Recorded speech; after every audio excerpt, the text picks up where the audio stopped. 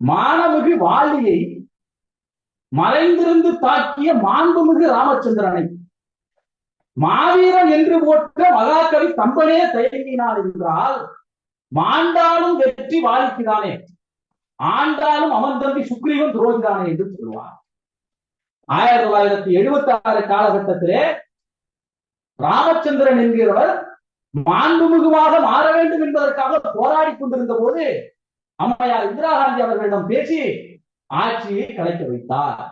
இதை ஏன் சொல்லுகிறேன் என்றால், கலைஞர் அவர்கள் முதலமைச்சராக இருந்த பொழுது வள்ளுவர் கோட்டத்தை உருவாக்க வேண்டும் என்பதற்காக அரும்பாடுபட்டு 5 லட்சம் ரூபாய் நிதியை ஒதுக்கி அங்கே கல் மண்டபம், அங்கே கலையரங்கம், அந்த வள்ளுவர் கோட்டத்தை பார்த்து பார்த்து வடிவமைத்தார். பிப்ரவரி 2ஆம் தேதி திறப்பு விழா 1976 அறிவித்தாகிவிட்டது. ஆனால் ஜனவரி 31ஆம் தேதி ஆட்சியை கலைத்து விட்டார்கள். பக்ருதீன் அலி அகமது அப்போது குடியரசுத் தலைவராக இருந்தார். அவரை கொண்டு வந்து திறந்தார்கள். அந்த கூடத்திலே வள்ளுவர் கோட்டத்திலே கலைஞருடைய பெயரே அன்று இல்லாமல் இருந்தது. ஆனால் நீங்கள் சிந்தித்து பாருங்கள், இன்றைக்கு 81 கோடி ரூபாய் செலவிலே அந்த வள்ளுவர் கோட்டம் முத்துவேல் கருணாநிதி ஸ்டாலின் அவர்களால் திறந்து வைக்கப்பட்டிருக்கிறது.